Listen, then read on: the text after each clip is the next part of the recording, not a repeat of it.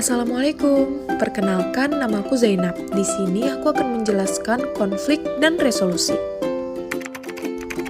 Ada yang tahu nggak sih konflik itu apa?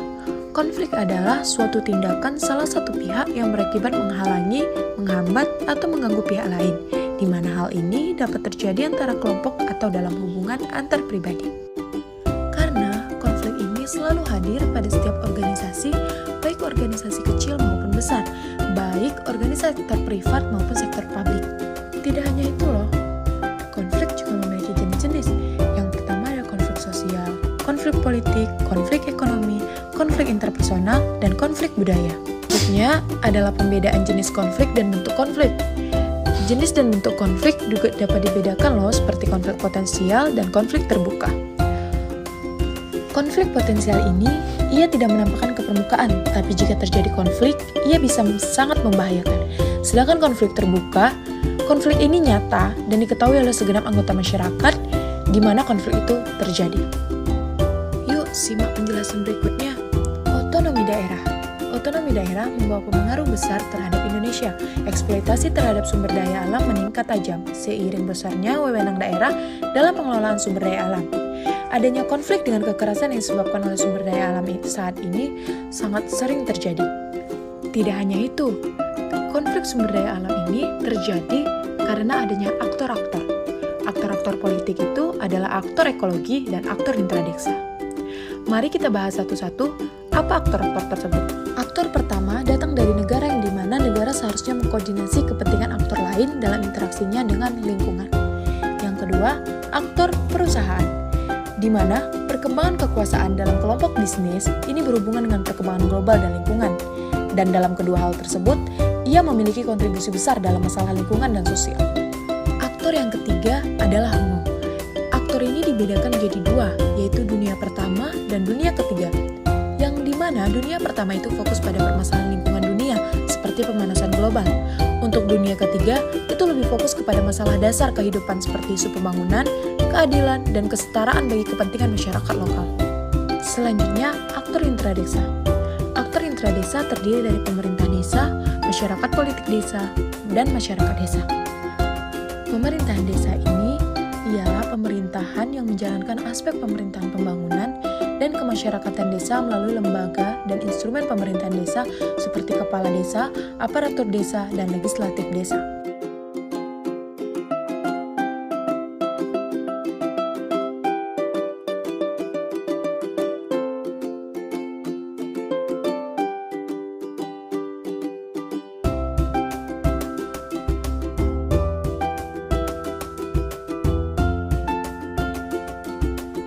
Untuk aktor yang terakhir, itu datang dari masyarakat desa, yang dimana masyarakat dijadikan sebagai basis legitimasi dan konsumen layanan publik pemerintahan desa dengan tingkat inkubasi kelembagaan terendah hanya pada taraf lembaga masyarakat desa sebagai mitra pemerintahan desa.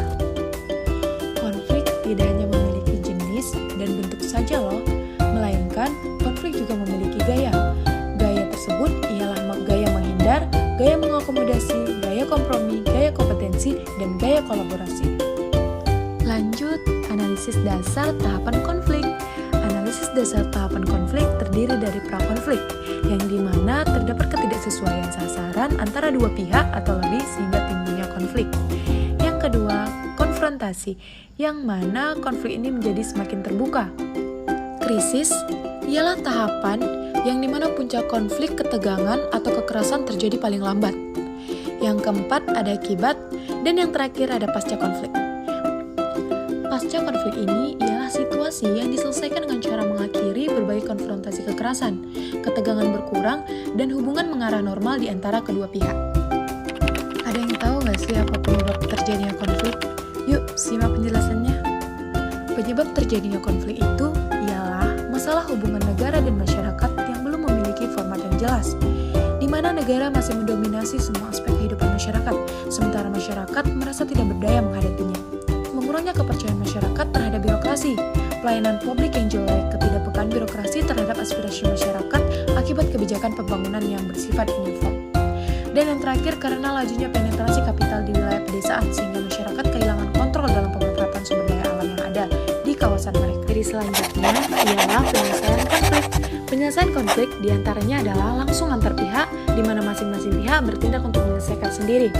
Yang kedua, mewakilkan kepada pihak lain, di mana pihak lain diwakili oleh pihak lain, seperti pengacara, teman kolega, atau asosiasi resmi.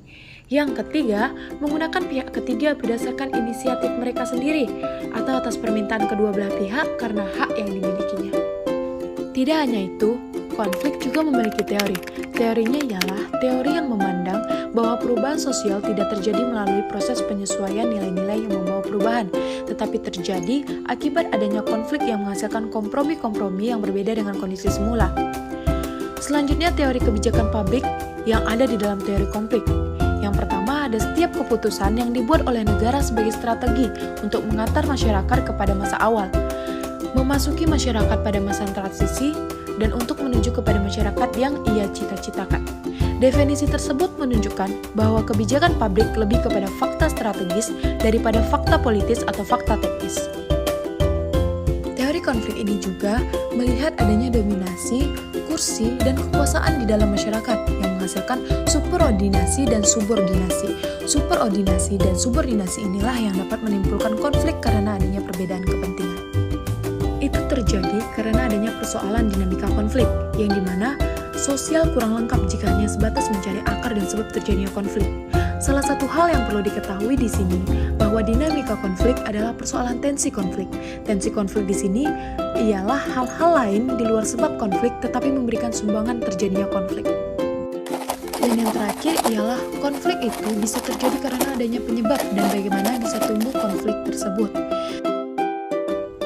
Akar konflik biasanya bersembunyi dan mendorong terjadinya konflik sosial dalam masyarakat. Akar konflik biasanya kurang terlalu muncul di permukaan. Selanjutnya, ada implikasi konflik sosial. Implikasi konflik sosial ialah setiap konflik yang terjadi dalam masyarakat, baik itu konflik individu dengan individu, konflik individu dengan kelompok, maupun kelompok dengan kelompok, memiliki implikasi sosial.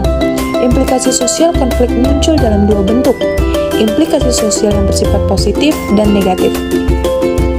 Kesejahteraan sosial menjauh dari masyarakat itu sebabnya karena konflik sosial berbasis lahan komunal berimplikasi pada retaknya keharmonisan sosial, hilangnya materi dan memburuknya relasi antar individu dalam masyarakat.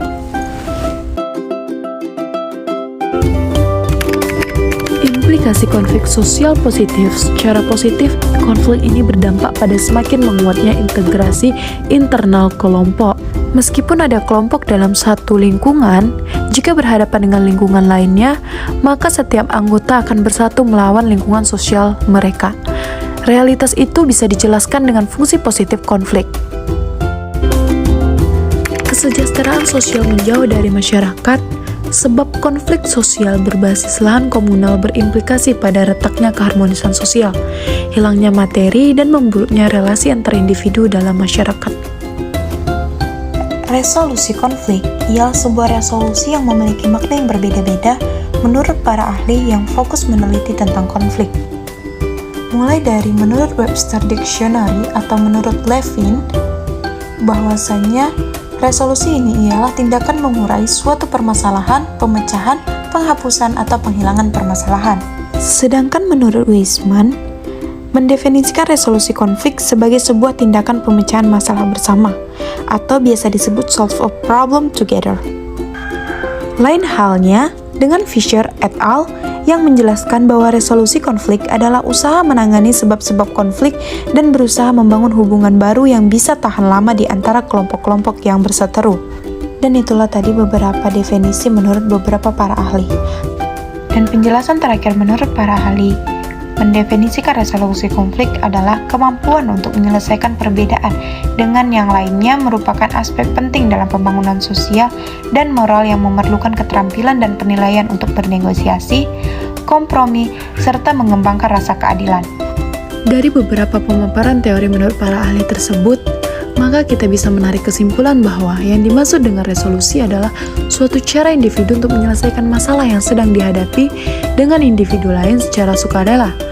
Nah, resolusi konflik juga menyarankan penggunaan cara-cara yang lebih demokratis dan konstruktif untuk menyelesaikan konflik dengan memberikan kesempatan kepada pihak-pihak yang berkonflik untuk memecahkan masalah mereka oleh mereka sendiri, atau dengan melibatkan pihak ketiga yang bijak netral, dan adil untuk membantu pihak-pihak yang berkonflik memecahkan masalahnya. Sekian dari saya, terima kasih.